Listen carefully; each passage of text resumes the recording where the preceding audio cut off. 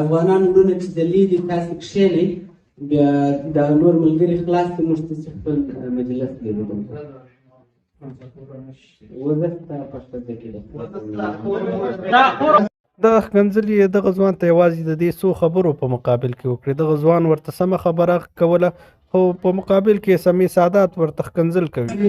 تاسې د افغانستان د خلکو نمایندګي نشئ کولی، تاسې په هېڅ صورت نشئ کولی او خپل دا کثافت موږ تاسو ته ضرورت نه لرو. تاسې پلاستیکي جنرالانو ته تاسې هېڅ دې وطن خلک اشغالګر به ورکوو، ظالمانو ته به سخت جزا ورکوو. د اذان نیوز محترم لیدونکو السلام علیکم.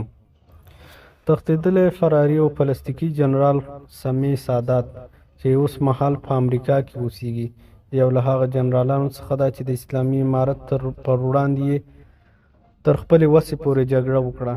په هلمند کې یې په سلګونو عام مسلمانان په شهادت ورسول. ډېرې سختې بمبارۍ یې وکړې خو بالاخره وسه یې ونه رسېدله او ناکامه وتښتېده. اوس دغه تښتېدلی جنرال یو ځل بیا په خارج کې ځان نیغ نیغ کوي او وایي چې راځم افغانستان ته و بیرته افغانستان له اشغال څخه آزادومه. خو دا جاهل انسان هلته چیرته و چې افغانستان د امریکا او د 40 نورو هیوادونو نظامي یرغل لاندې اشغال و. دا خو د هماغه یرغلګرو په څنګ کې جنګېده. خپل ورونه او هیوادوال یې د هغوی د خوشحالۍ لپاره وژل. نن غواړو په دې ویډیو کې درته د دغه تښتېدلي فراري جنرال د شخصیت په اړه ځینې معلومات ولرو. همدا ډول به د ده د خسر او د خور په اړه هم ځینې معلومات ولرو. د ده خور خاطره سادات نومیږي چې په تیر جمهوري دولت کې په لوړو پوستونو پاتې شوې ده. هغه د فساد یوه ستره دوسیه لري چې په تیر حکومت کې د فساد او اختلاس له امله په 4.5 کاله زندان محکومه شوې وه چې وروسته بیا د سمې سادات په مرسته امریکا ته ورسېدله. راځئ چې لومړی له سمې سادات څخه پیل کړو. سمې سادات چې په 1980 کال کې زیږېدلی ده، له 2008 څخه تر 2011 پورې په کورنیو چارو وزارت کې د پولیسو سلاکار و. هلته یې د زیات اختلاس له امله پیسې پیدا کړې. دغه پیسو څخه وروسته له 2011 نه د 2 سوداګریز شرکتونو مدیر پاتې شوی و چې د نظامی تجهیزاتو په برخه کې فعال و. د سمې سادات دغه 2 شرکتونو په فوزي برخه کې د افغانستان تیر حکومت ته تجهیزات برابرول. سمې سادات دلته هم ډیر زیات اختلاس وکړ. په دغه 2 شرکتونو کې سمې سادات د اختلاس له لارې ډیرې زیاتې پیسې ترلاسه کړلې. کله چې سمې سادات ډیرې پیسې ترلاسه کړې، د رشوت په توګه یې چارواکو ته ورکړې او په اردو کې لوړ پوست ترلاسه کړ. سمې سادات هم د نورو جنرالانو په څیر د برطانیې په دفاعي کالج کې یو لنډه دوره تیره کړې ده. سمې سادات له 5 کلونو څخه په کمه موده کې جنرال شو. د افغانستان په 20 کلنه جګړه کې سمې سادات په لومړي وخت کې یوازې سلاکار و. وروسته وخت کې بیا هغه یوازې د 2 شرکتونو مدیر و چې دغه شرکتونو پوځي تجهیزات برابرول. کله چې سمې سادات د جګړې ډګر ته ولاړی، ډېرې ډوزې یې وویشتلې. ویل یې هلمند طالبانو ته نه پرېږدم، خو ډېر ژر د هلمند ډېرې برخې طالبانو ترې ونیولې. د دې ټولو ناکامیو څخه وروسته سمې سادات د نورو جنرالانو په څیر له هېواده وتښتېده. دغو جنرالانو د افغانستان ملي شتمنۍ چورلکې د هېواد څخه بهر د خپل ځان ژغورلو لپاره وایستلې چې اوس هم له افغانستان ته نه دي سپارل شوي. سمې سادات له هېواد څخه په وتلو هلته په خارج کې یو ځل بیا ډوزې شروع کړې. ویل یې افغانستان له طالبانو بیرته نیسم او یو ځل بیا جګړه کومه. د سمې سادات دغه خبرې د طالبانو د مخالفینو او موافقینو له لوري په کلکه وغندل شوې، تر دې چې د تیر حکومت لوړپوړو چارواکو هم د سمې سادات څخه ملاتړ ونه کړ. خو سمې سادات چې چا په شا ډبولی و، هغه اوس هم نارې وهي چې افغانستان ته ځم، خو د دې پر ځای چې افغانستان ته راشي یوازې له خارج څخه ډوزې وهي. څو ورځې وړاندې د امریکا په ډالاس کې سمې سادات ځان ته یوه غونډه برابره کړې وه. په دغه غونډه کې نور تښتېدلي هم د سره یو ځای وو. په دغه غونډه کې یو افغان مخامخ سمې سادات ته وویل چې نور افغانان تاسې نه غواړي، افغانان نور د جنگ وسه نه لري، تاسو افغانستان ته د بیا جګړې وړلو کوشش مه کوئ، حتی تاسې کولی هم نه شئ چې دغه جګړه بیرته افغانستان ته یوسئ. خو د سمې سادات غبرګون ډیر تیز و. لومړی یې مایک ترې واخیسته. کله چې دغه شخص له دغې غونډې څخه وځي سمې سادات ورته ناموسي ښکنځل کوي. افغانان وروڼه چې د لیدې تاسې کښېنئ بیا دغه نور ملګري خلاص کړي موږ تاسې خپل مجلس لرو. وزه ستا په ښځه کې ده. راځو د سمې سادات خور خاطرې سادات موضوع ته. خاطره سادات د ښار جوړولو وزارت مرستیاله وه. هغې باندې د تیر حکومت له لوري د اختلاس له امله 4 کاله بند باندې محکومه شوې وه.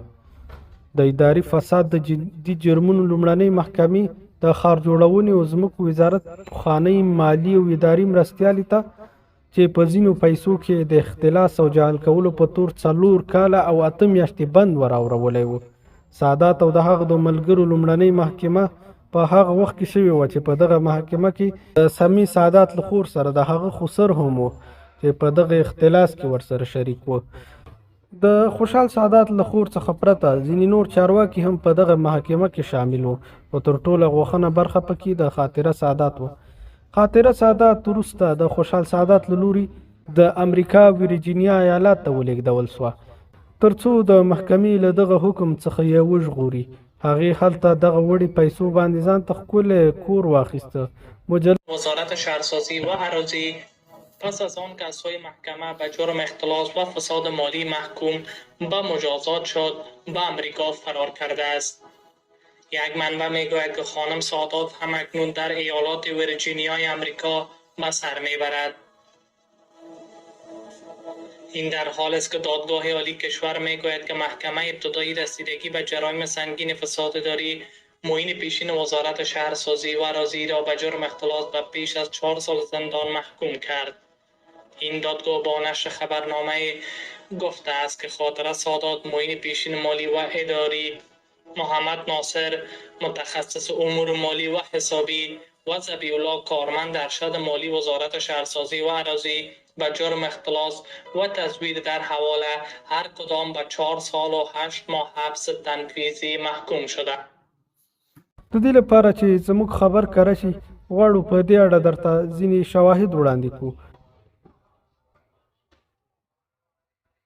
د هشت صبح ورځپاڼه ده. راځئ د خاطره سادات په اړه درته د هشت صبح دا راپور ولولو چې په هغه وخت کې خپور شوی و. د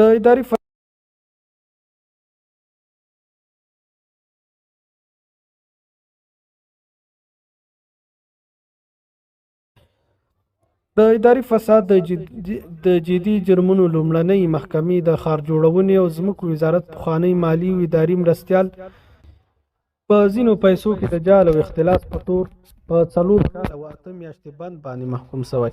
د سادات او د هغه ملګرو لومړنۍ محکمه د شنبې په ورځ د جوزا په 8 ترسره شوې ده.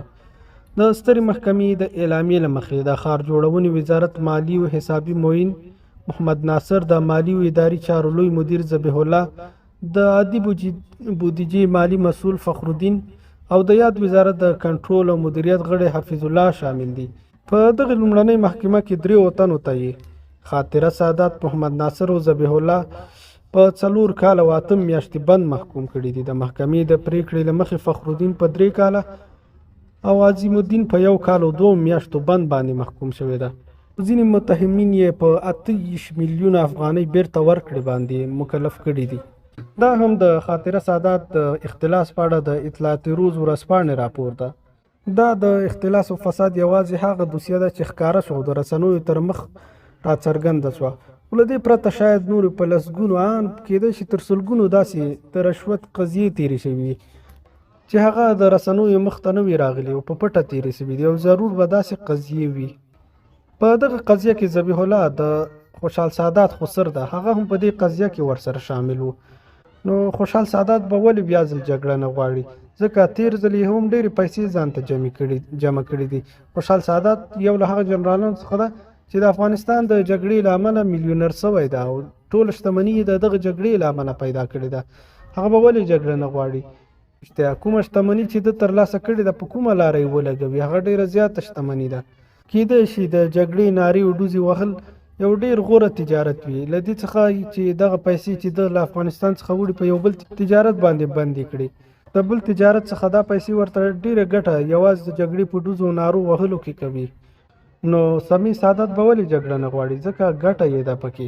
سمي سعادت ته دې وویل شي که چیرې ته بیا راځي افغانستان ته او افغانستان ازادوي نو ولې تښتېدلې؟ په لومړي ځل به همدلته پاتې شوي وي چې ترڅنګ دې تیار قوتونه وو، تیار ټانګونه در سره وو، اسلحه دې په لاس کې وه، الوتکې او توپونه او ټانګونه دې په لاس کې وو.